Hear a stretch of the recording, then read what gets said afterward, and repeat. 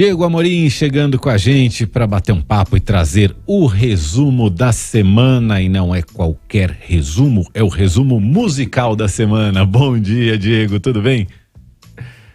Bom dia, Mauro, bom dia, Ana, bom dia, ouvintes. Está chegando mais um São Paulino na bancada aqui do Nova Manhã. E olha só, agora tamo junto. Agora de uma bancada plural virou uma bancada majoritária, não é? Que delícia, isso é bom demais.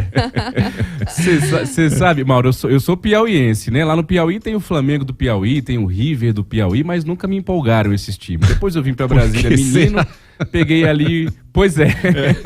Aí peguei um pouquinho do Gama, um pouquinho do Brasiliense, mas quando eu tinha ali minha adolescência, meus 10 anos de idade, eu vi o São Paulo ser tricampeão do mundo. Eu sou da geração Zete, Raí, Palinha, Miller, não tem como não ser São Paulino, né? É isso aí. O Zete foi maravilhoso, né? Eu sou um pouquinho antes, viu? Sou um pouquinho antes de você, mas estamos junto. Aqui a gente respeita Tamo todas junto, as escolhas, Ana. Todas são respeitadas. A gente lamenta um pouco, mas respeita todas as escolhas, tá tudo certo. Diego, o que aconteceu de mais importante nessa semana?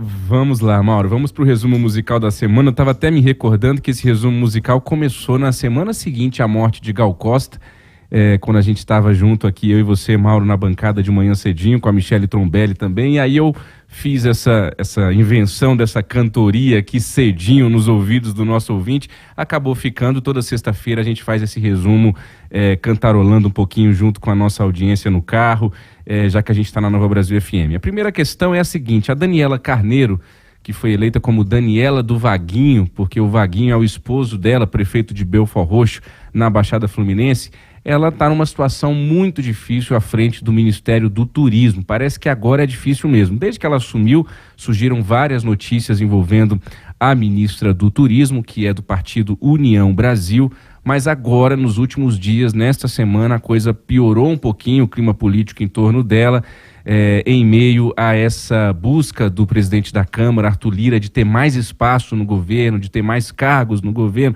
Ele nega isso, Lula nega isso, mas isso está muito claro nos bastidores aqui em Brasília, e já se fala em uma troca nos próximos dias, a se confirmar. Política é política, tem que ser um dia de cada vez, mas já se fala em uma possível troca da ministra do Turismo, Daniela Carneiro, pelo Celso Sabino, um deputado que é do Pará e é aliado do Arthur Lira.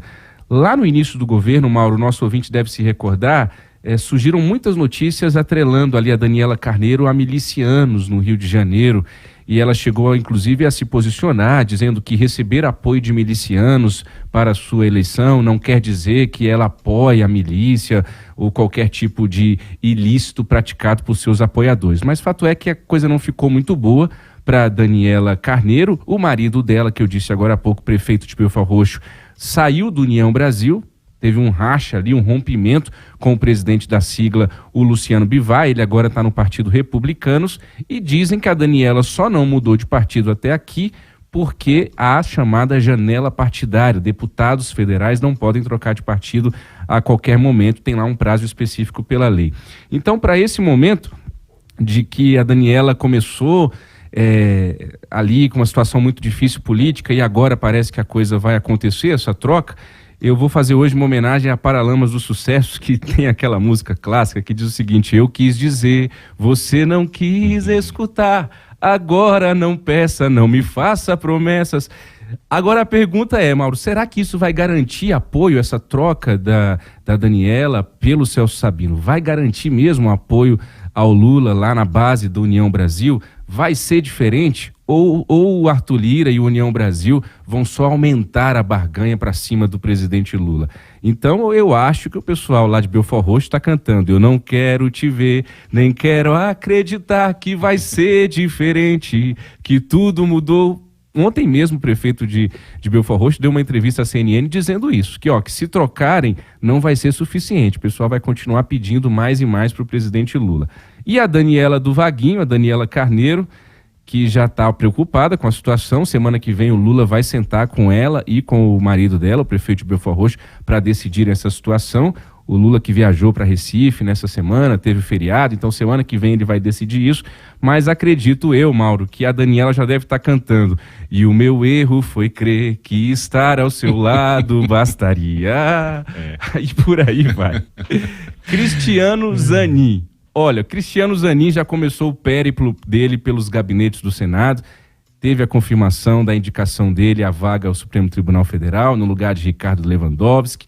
E quem é indicado, Mauro, para algum cargo que precisa de sabatina, essas pessoas viram camaleões, elas vão se ajustando a depender de com quem elas estão. Eu me lembro do Augusto Aras, quando foi indicado pelo Bolsonaro para a Procuradoria-Geral da República, era muito interessante, porque eu conversava com os senadores lavajatistas, depois que o Augusto Aras saía do gabinete deles, e perguntava, e aí, senador, o que o Augusto Aras falou? Não, o candidato Augusto Aras disse que a Lava Jato tem um papel muito importante para o Brasil. Aí eu ia perguntar, Mauro, para os senadores petistas, e aí, o que Augusto Aras falou? Não, Augusto Aras esteve com a gente e disse que a Lava Jato é um desastre, que os erros da Lava Jato não vão se repetir. Então, quando você precisa do apoio ali do Senado, você vai ajustando o seu discurso a cada um e o mais importante é que você seja aprovado. Eu lembro ao nosso ouvinte que o André Mendonça foi aprovado lá no Senado Federal, lá para o Supremo Tribunal Federal no governo Bolsonaro, com a votação mais apertada da história para um indicado a ministro do STF. Só que isso não importa coisa alguma. Depois que você é aprovado, pode ser por um voto, por meio voto, por um milímetro de voto. O mais importante é você ser aprovado, que depois você fica nesse cargo até a aposentadoria compulsória, né? Então, o Cristiano Zanin, ele está assim. Ele que foi advogado do Lula na Lava Jato. O próprio ex-presidente Bolsonaro disse que é o presidente que escolhe, então nem o Bolsonaro fez crítica a essa indicação do Cristiano Zanin.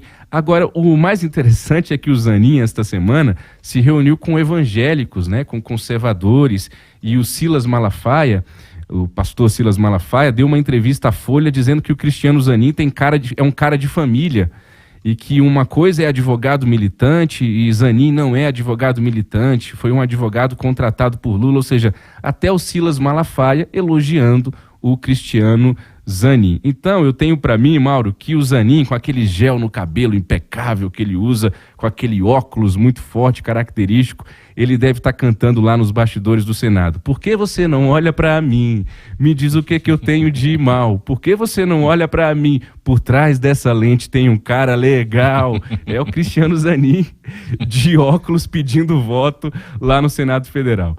A gente segue com o Deltan Dallagnol, que teve a sua cassação confirmada nesta semana. A mesa diretora somente fez o papel ali de validar, de dar a chancela à decisão do Tribunal Superior Eleitoral, que foi unânime pela cassação do Deltan Dallagnol, e muitas cenas, muitas imagens aí nos jornais, vídeos nas redes sociais, da última noite de Deltan Dallagnol lá na Câmara dos Deputados, depois da confirmação da cassação, ele sozinho no plenário, aquele plenário do Salão Verde, ali na Câmara dos Deputados, aqui em Brasília. E aí eu me lembrei de outro clássico de Paralamas, quando eu vi aquelas cenas que é quando tá escuro e ninguém te ouve, quando chega a noite e você pode chorar. Agora, o Deltan foi o mais votado no Paraná no ano passado, e a Ana acabou de ler aqui pra gente a notícia também, de dar pra gente essa notícia, pro nosso ouvinte, que o Podemos pode dar um emprego para ele, né? Pode garantir um emprego pro Deltan Dallagnol. Então, continuando essa música, Deltan, há uma luz no túnel dos desesperados, há um cais de porto para quem precisa chegar. Então, o Deltan tá na lanterna dos afogados agora, mas dá-se um jeito, o Podemos vai conseguir um lugarzinho ao sol para ele. Caminhando para o fim, Mauro, a Daniela Cunha, filha do ex-deputado cassado, presidente da Câmara, Eduardo Cunha, ela é deputada atualmente aqui em Brasília pelo União Brasil do Rio de Janeiro, e ela apresentou um projeto que é muito intrigante, no mínimo. O projeto dela é para equiparar crimes de racismo com xingamentos a políticos que respondem a processos de corrupção. Ela quer definir como crime alguém que xingue um político na rua, por exemplo, a não ser que tenha o trânsito em julgado desse político. Se está transitado em julgado, pode xingar. Se não, é crime. É essa a proposta que ela apresentou. É impressionante. O Diogo Kiuso, na Cruzoé, escreveu um artigo interessantíssimo, um trecho do artigo, ele diz o seguinte: A bandeira política de Daniela Cunha é o combate ao que ele chamou de corruptofobia.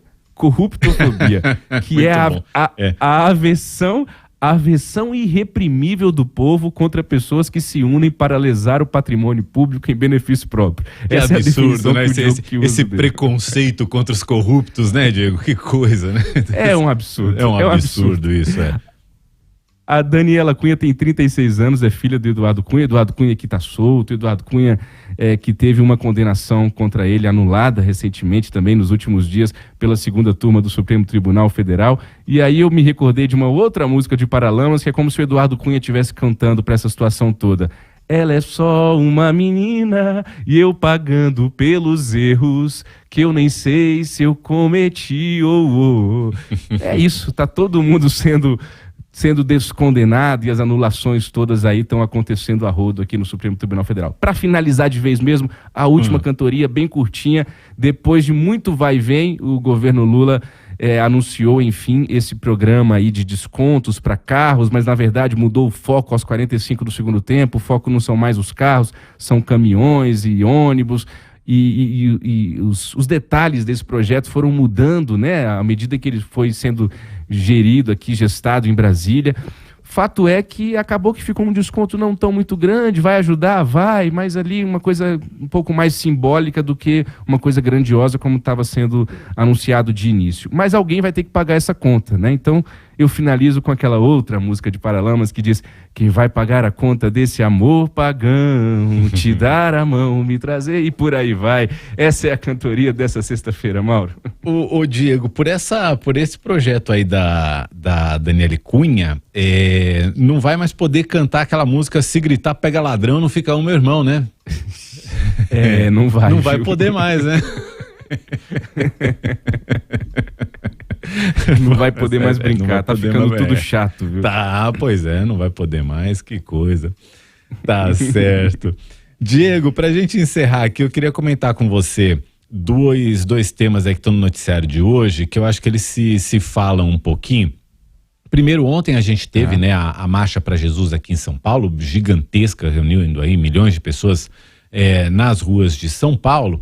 E aí teve lá a presença do ministro-chefe da Advocacia Geral da União, o Jorge Messias, que foi lá representando o governo, representando o presidente Lula. E foi vaiado pelos participantes, pelo público, no momento em que ele citou o presidente Lula.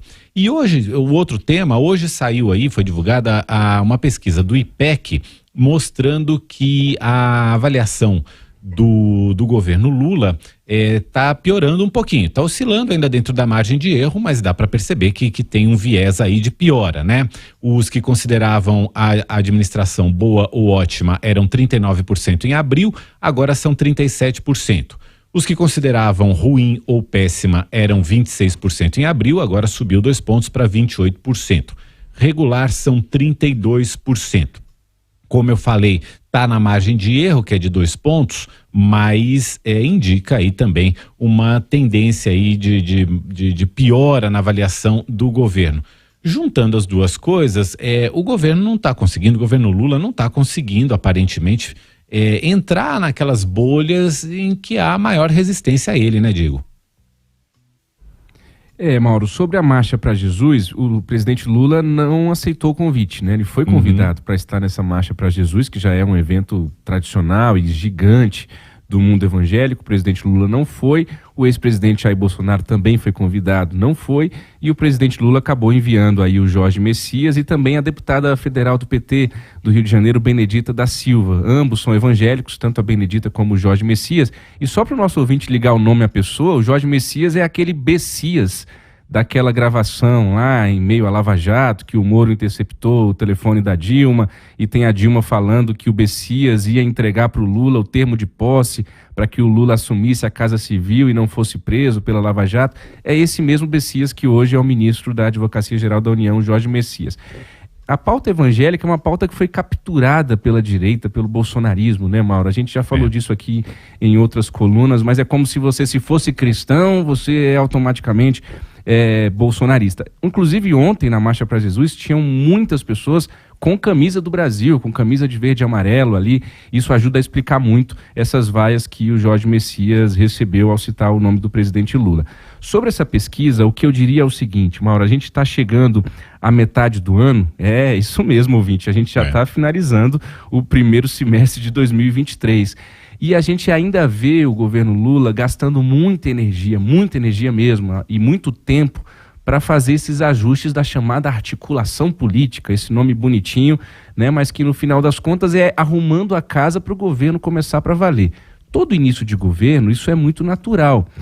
Esperava-se que fosse ser assim também, mas também esperava-se que pela habilidade política do Lula, que já foi presidente em outras 2 ocasiões, isso fosse acontecer de uma maneira mais célere.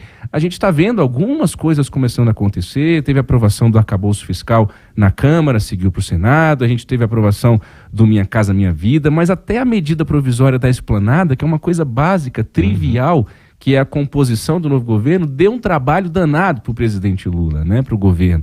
Então, há muita energia sendo gasta ainda para algo que é considerado muito básico dentro do governo, né, Mauro?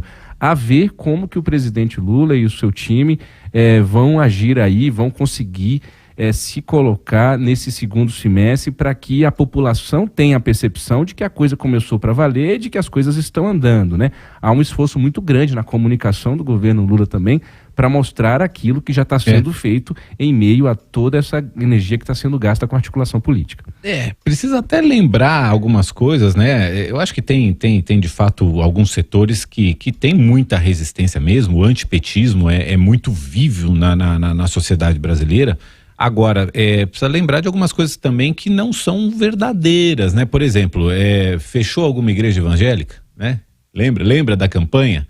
E tinha aquela coisa, vai fechar das igrejas, né? Vai cobrar imposto das igrejas, essas coisas, né? Então, assim, não fechou igreja nenhuma, né? Vamos combinar. Então, assim, tem a parte da resistência, tem uma parte que eu acho que é uma crítica justa que é feita ao governo. De fato, o governo ainda está devendo muita coisa, tá se mostrando desorganizado, inclusive nessa articulação que você mencionou, tá devendo uma visão mais moderna de país, está devendo olhar para o país como ele é e admitir que o Brasil tem uma parcela grande conservadora e que é preciso dialogar com essa parcela também.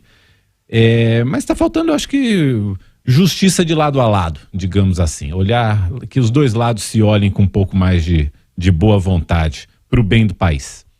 Diego, obrigado por hoje. Sempre, bom fim Mauro, de semana. Diga.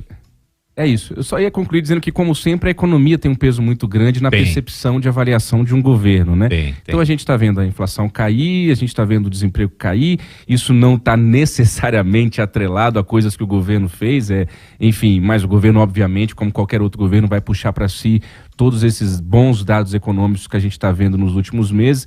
Então ver também um pouquinho do que vai acontecer com a economia, né? O arcabouço deve ser aprovado no Senado nos próximos dias, depois vem a reforma tributária, conferir que tipo de reforma tributária vai ser aprovada, e aí a gente segue avaliando essa percepção do governo Lula. Mauro, excelente fim de semana para você e para Ana. Bom fim de semana, valeu, até segunda.